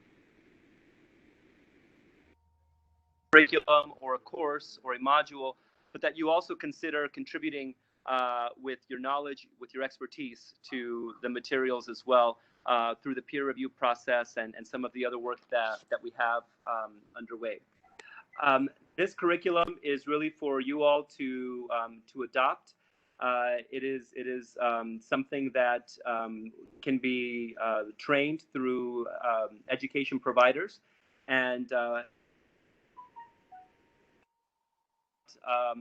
signed an education provider agreement or would like to learn more, Kim and George and others can share information on becoming a training provider or education provider. Also making the pitch that you all, if you haven't done so already, join ICU-DDR and individually also join ISEP.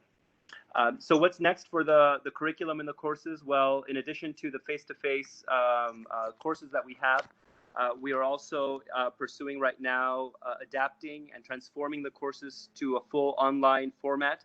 And we will be looking for trainers to help us in the dissemination of those.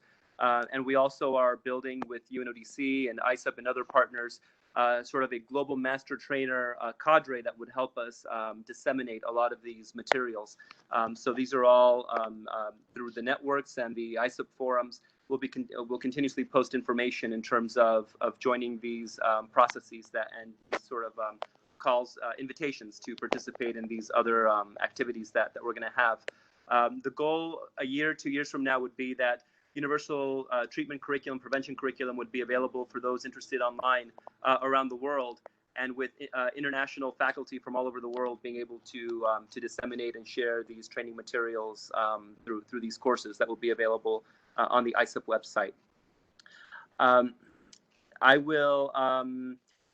I think I'm going to end it there, since I know it's been sort of a long session for all of you. I just want to once again reiterate my appreciation for the wonderful key to the dissemination of the universal treatment curriculum all over the world, not just in Africa, for ICU-DDR as well, for all of their support and I know this is even a challenging time for organizing these types of courses because the national conference is taking place very shortly next week. So I'm very grateful to Kim and for the whole team at ICUDDR. And I look forward to meeting with all of you and in a future event, hopefully once we're able to all reconvene and have a global conference either in Africa or in other parts of the world. I look forward to doing so. So thank you all very much, and take care, everybody. Thank you so much, Brian. The remarks. Thank you very much. At this juncture, let me allow Dr. Kim to start the moment that we have all been waiting for. I know participants or graduates have been waiting for this very moment. So let me hand it over to Dr. Kim. Thank you. Jessica, can you share your screen? Can you share the slides? We have certificates that we will send. We will email them to everybody along with an application to become an education provider, as Brian mentioned.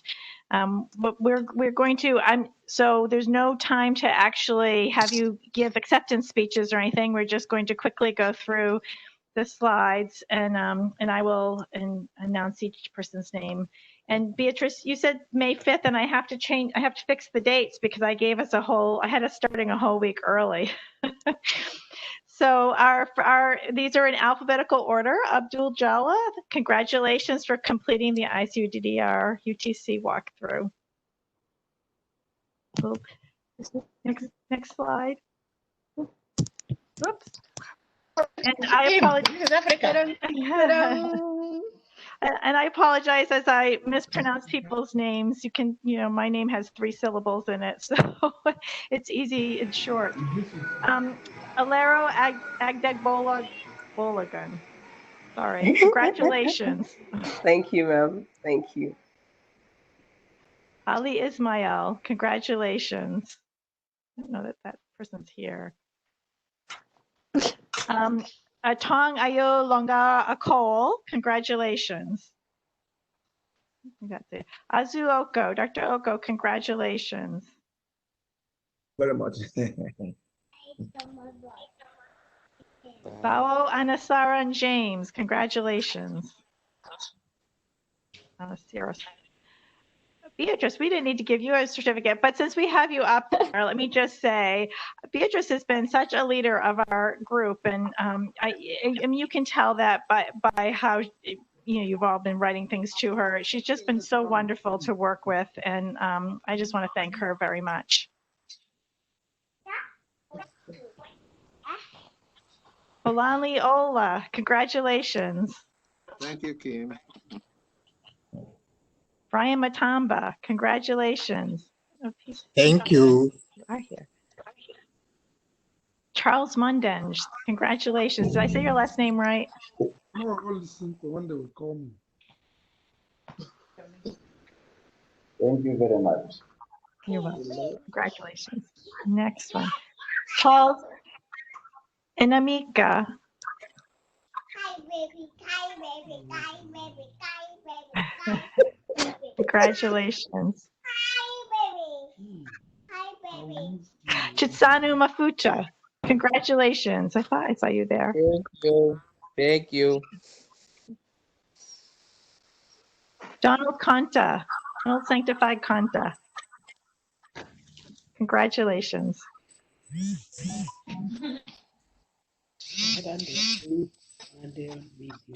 Donald Kakonya, congratulations. Thank you. Akiator Adeonfo. Yeah, thank you very much. Do you want to correct my pronunciation? No. Ehigiato Adanyofo. Ehigiato Adanyofo. Thank you so much. Elron Futon, I don't think he's here. Eugene Dordoy. Here. Oh, you are here. Congratulations. Thank you. Fatima Papula, congratulations. Thank you very Thank you. I'm happy. Oops. Francisca Ongecha, congratulations. Thank you very much.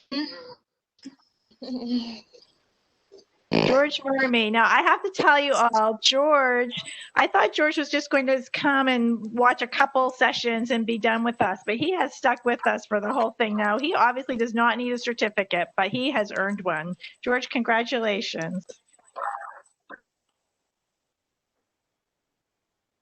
Godfrey Rakundo, congratulations. He was here. Grace Sent, congratulations. Grace has been one of our most active people on the LMS system.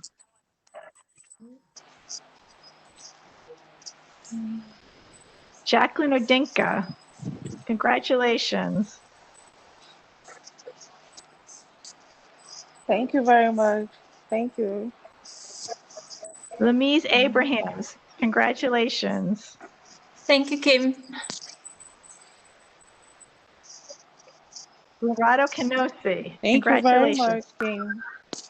Thank you all. Thank you. Mary Curia, congratulations. Thank you, Kim. Michael Azenwa, congratulations. Thank you very much. Mohamed Al Sheikh, congratulations. I think he's here. Muhammad Solomon, congratulations. Thank you. Thank you, everybody.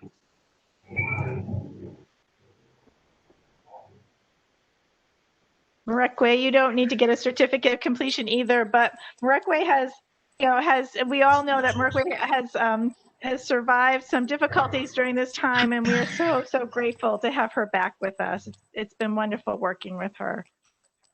Yes, no, thank you, Kim. Thank you.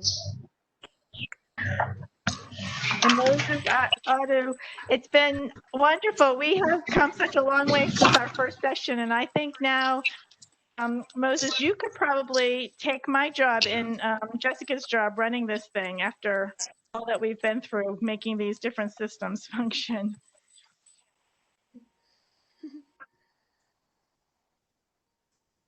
Ruchiri Karega, congratulations.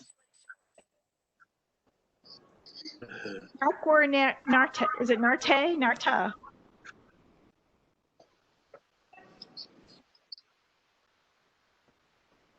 You were here earlier. Congratulations. Yeah, Nate. Thank you. Okay.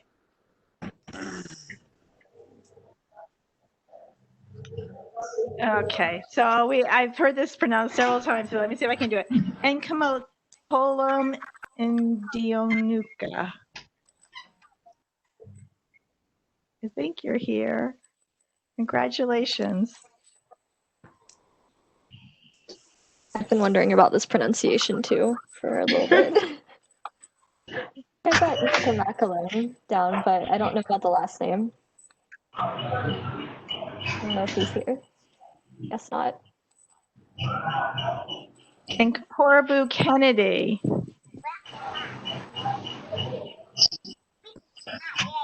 Thank you, Kim. I was going to say, I thought you were there. Okay.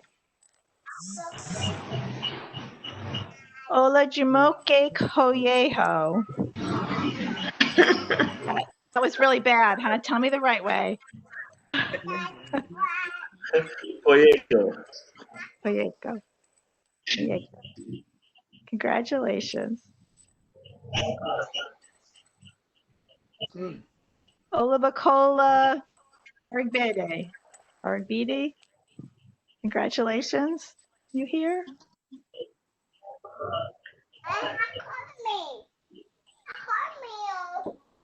Oluwatoyin Fasason. Congratulations.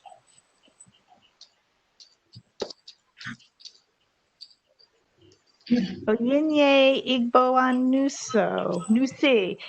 Oyenye Igboanusi. You're laughing? Is that really bad?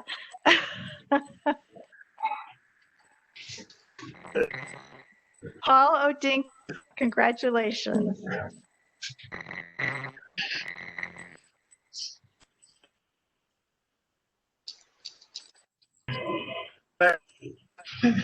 Rania Mamju, congratulations. Thank you so much. Congratulations for all of us. Thank you so much. Raymond Odoconero, congratulations. Attempt. Thank you, Kim. Tell me the right way to say Get your it last right. name. Odoconero. Oh, so I got it pretty much right. Oconero. You got it right. Oconero. Get the vowels in the right place here.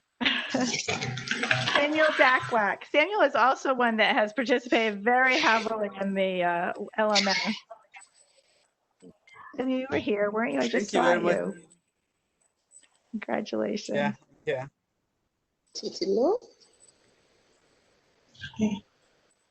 Samuel Licking. Okay, that Lickendikoki. Samuel Lickendikoki. I don't think he's here anyway. Solomon Tefera. Congratulations. Sua Gore. Congratulations.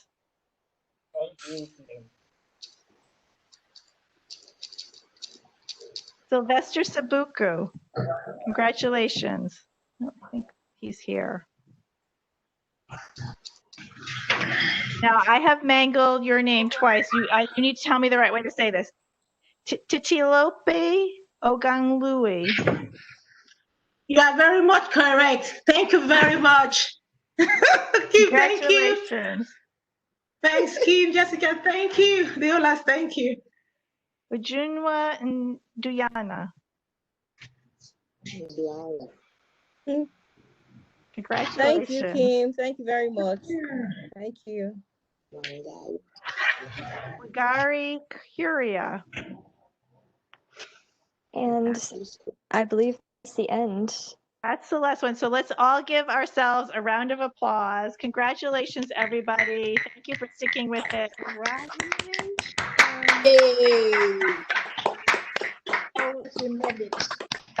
We will be in touch about next steps. And Beatrice, Moses, or Mariko, I should turn it back to you, I guess, as the mistress of ceremonies for the very last word. Yes. No, thank you. All that is left to say is congratulations.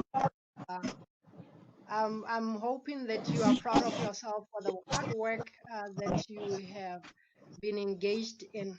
So let me just hand it over to Dr. Beatrice, who's been our leader as facilitators, so that we can end the night. But congratulations to everybody. And let me also take this opportunity to distinguished guests. So I am glad that now all the participants are aware of the regional coordinators and the executive for ICDDR Africa. So Dr. Beatrice, you can have a word to end our ceremony today or our session today. Thank you, Kim. Thank you. Thank you very much, Morekwe, for being our able mistress of ceremony. Thank you, Kim, for conducting the graduation ceremony. I've learned a tip or two about how to conduct online graduation or virtual graduation ceremony. I'll give the tips to my university now. So thank you for all the lessons that all of you have taught all of us. Thank you, distinguished guests, for gracing our occasion. Participants from Africa, we are looking forward to a great way forward together. We will be sending out to you material, and we will be sending out to you information and requesting your further support as we push this agenda forward. So to everyone, to all participants, to my co-trainers, to ICUDDR, to INL, and everyone that has made this possible, we thank you and hope that the sky is really going to be the limit. For those in Africa, we say good night. For those in the US, we say good afternoon. So if Kim has nothing else to say, Kim? No, I think I should say good night. It's very late for some of you. Thank you. Thank you Good too. night. Thank Good night. So for the first time now, Good we night, are going to everybody. allow everybody to unmute themselves and say goodbye. So please unmute yourself and have some chaos. Goodbye. Goodbye. Congratulations. Goodbye. Congratulations. Isn't it awesome to be in this house? I miss you all. Hoping one day we're going to teach face to face. Thank you. I love you. Congratulations. Goodbye. Bye. Yeah. Everybody. Morakwe, you've done so great. You're a great leader. Professors, we love you all. Thank you. Thank you. Bye-bye. Bye. Bye, Rania. Thank you. Bye. Bye. Dr. Zulemo. Yes, bye, Laura. Thank you. Congratulations. Bye-bye. Thank you. You're welcome. Bye-bye. Bye-bye, Kim. Bye-bye, Dr. Mo.